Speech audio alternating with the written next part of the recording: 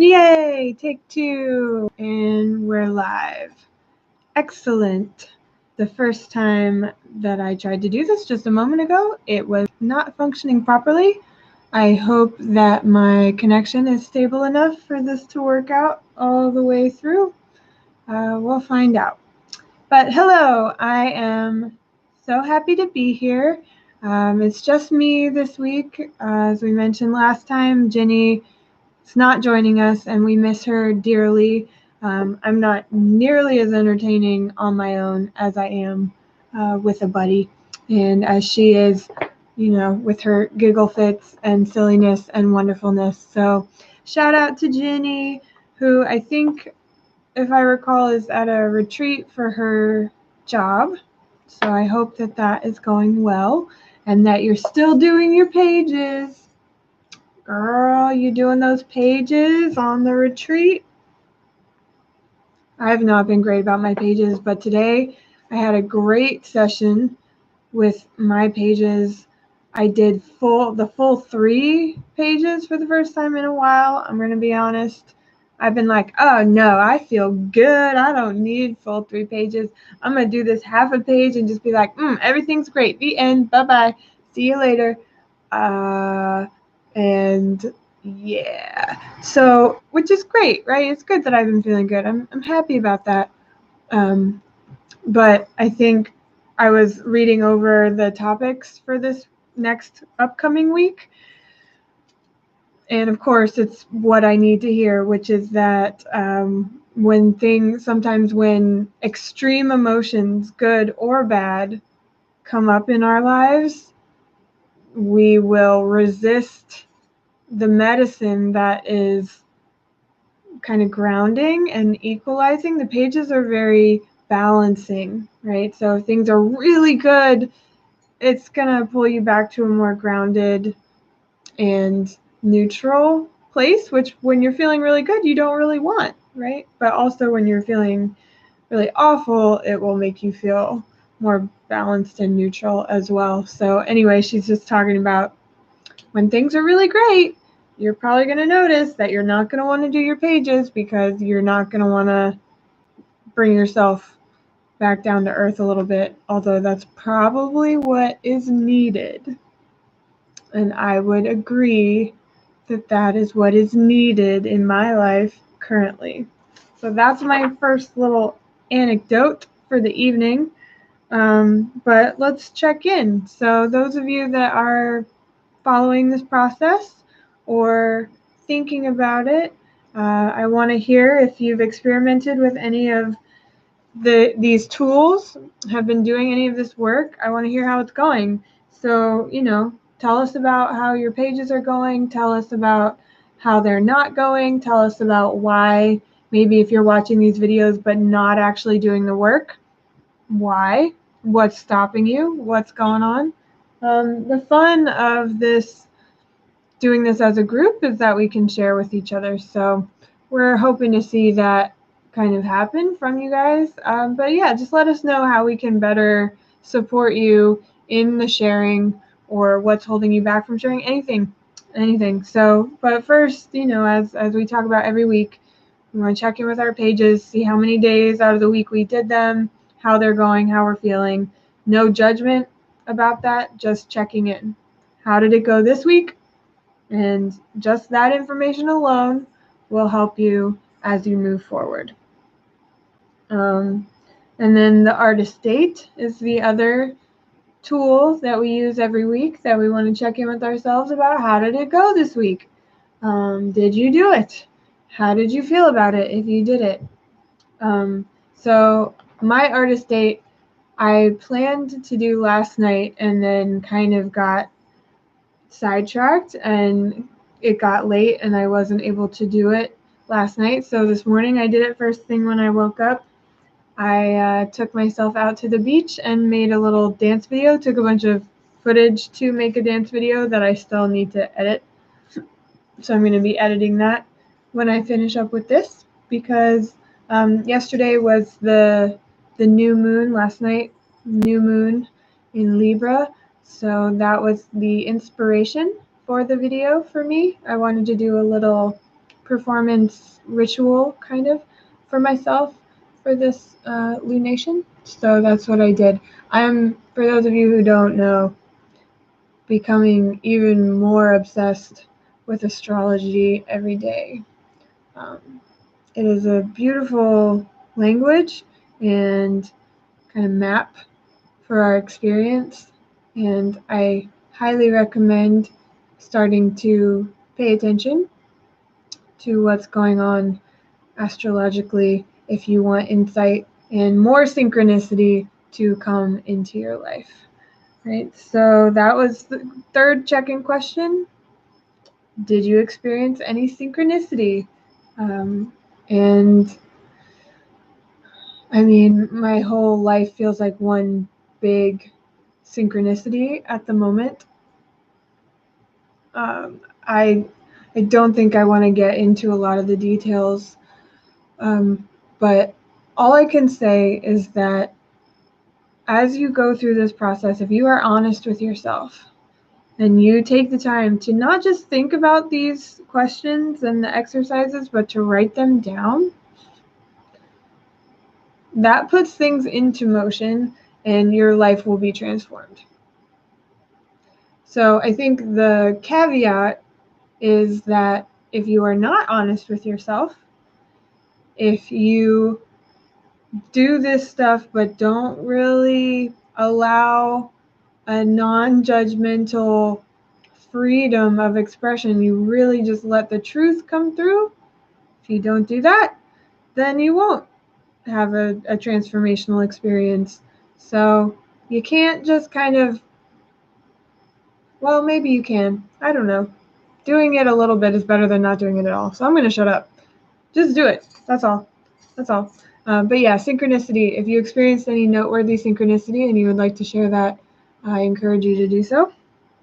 And then if there were any other issues that you experienced, aw, yay, Ginny. She's checking in with us from afar. Mwah. Oh, this is just like old times. my number one Artist Way fan. So this was how it went down for me and Ginny the first round, is it was me over here and her on that side. But we're having a lot of fun doing it together this time. So awesome. All right. Well, so yeah, leave your answers to the check-in questions in the comments. And we're going to move on to discussing week 4, which is recovering a sense of integrity. So I feel like that's kind of already what I've been starting to touch on, because that's how this process goes. It's like it just, the natural next step in the week 3, things will come up and you'll be like, I feel like I need to be more honest with myself. And then you turn the page to week 4 and it's like, bam, you need to be more honest with yourself. And here are some tools to help you do that. And you're like, whoa, how does she know? Because the thing is, we're all the same. All of us, we're the same. And this process is the same. Obviously, we're all unique little snowflakes at the same time. However, oh yay, Jenny's checking in. Awesome. But yeah, so we're unique, but the process, I feel like, is kind of something that works in the same way for everybody, because we all are humans with similar patterns and psyches, the way that we operate. So it's just pretty phenomenal to have that experience of somebody leading you deeper and deeper into yourself. So Ginny says she did 4 out of 7 days. That's better. Or wait, no, it was 5 out of 7 before, so that's not as great, but that's okay. All about patterns in yourself and others in perfect alignment with being honest with yourself. Yep, me too, girl. Me too. Yep. And it's so funny. I mean, really, in this chapter, honest changes. Let's see. She says, by contrast, if we are suddenly and madly in love, the morning pages may seem threatening. We don't want to puncture the fragile and shiny bubble of our happiness. We want to stay lost in the sea of a blissful us rather than be reminded that there is an I in the we that is temporarily blinded. Girl. In short, extreme emotions of any kind, the very thing the morning pages are superb for processing, are the usual triggers for avoiding the pages themselves. So, there you have it, folks.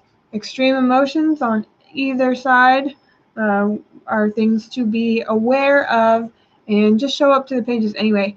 I also, the pages aren't going to ruin my happiness at all. They're just going to help me get really clear about where that's coming from. In fact, getting clear about that happiness would actually help me sustain it for longer, which is even better, right? So I just can't, just because I'm feeling good, I think reserving the pages only for when you feel bad is a pitfall. It's the same with spirituality in general. If you're only coming to spirit when things are not good, that's not a very healthy or balanced relationship. It's like the opposite of a fair weather friend. It's a bad weather friend. You don't want to be a bad weather friend to your own spirit, right? That's not good.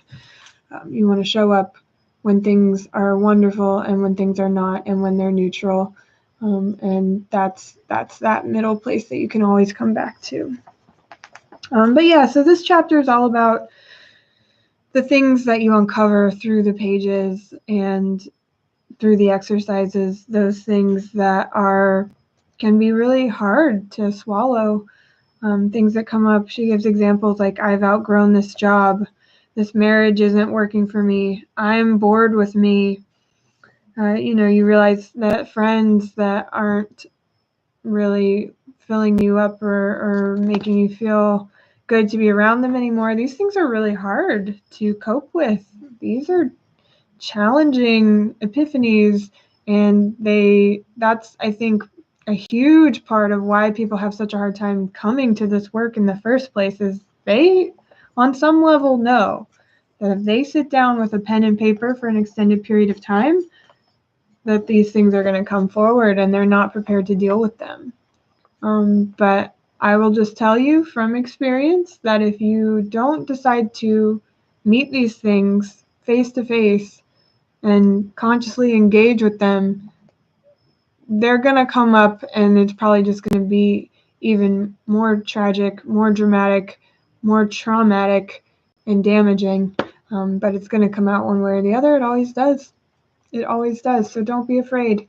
Just keep digging in. It will be so much easier and healthier if you can come to these things on your own terms rather than life kind of forcing them at you at inconvenient times. There's never a convenient time to leave a job or to leave a partner or to move, or whatever might be coming up that you have to deal with. So, and you don't have to make radical changes immediately if you find these things coming up, but they will come up. They will come up. Let's see. So, yeah, this chapter is pretty long, or that section of this chapter is pretty in depth. So please share anything that you find helpful in there. Hold on, let me read this. Yeah, so she says here, the morning pages symbolize our willingness to speak and hear God. So again, if God is a problematic word for you, that doesn't matter. The point is that when you embark on this journey, you're basically saying, I am open to the truth of who I am and what I'm here to do, which, I think is a way of thinking about our connection to the divine. And it's not for the faint of heart. It's not an easy thing to honestly listen and not form attachments to expectations or how we think things should be or what would be easier. We have to let go of all of that, and it takes great courage to do so. So if you are doing this and you are showing up, and even if there's a little voice inside you that says, yeah, I would rather do what is absolutely authentic and true to me, no matter what the cost, then you are embodying the divine and you are here to save the world. So thank you very much for doing that.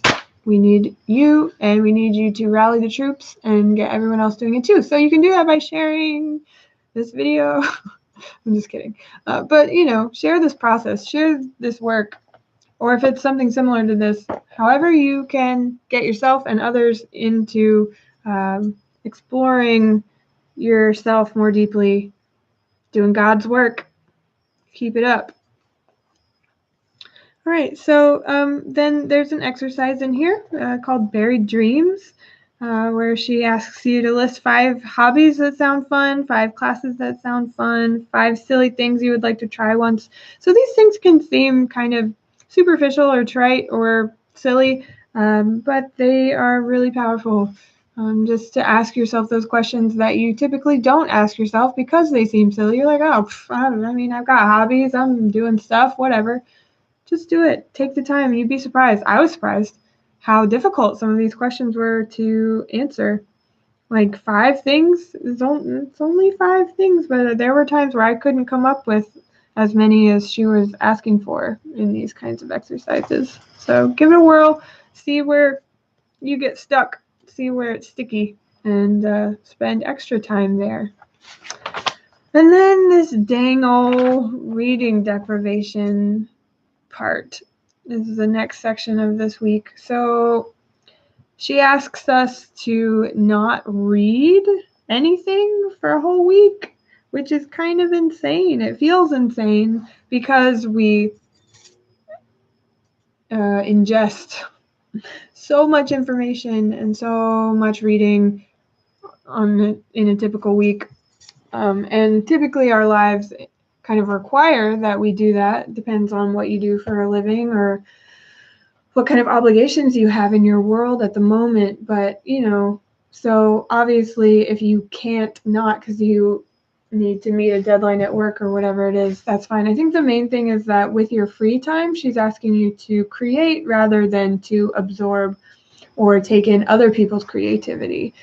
Just kind of clearing, cleansing your palette of content, basically, so that you can hear your own creative voice a bit more clearly. And I think this is something that is really good to always come back to every so often and do. So I think it seems really intimidating even to me to do that with you guys this week, but that's probably a sign that I really should, especially because I am an insatiable student to the point where I'm trying to learn so many different things all at once. And I think it's good to remind myself that sometimes I can just actually sit with the information that I already have and experiment more with that and be with my own creativity.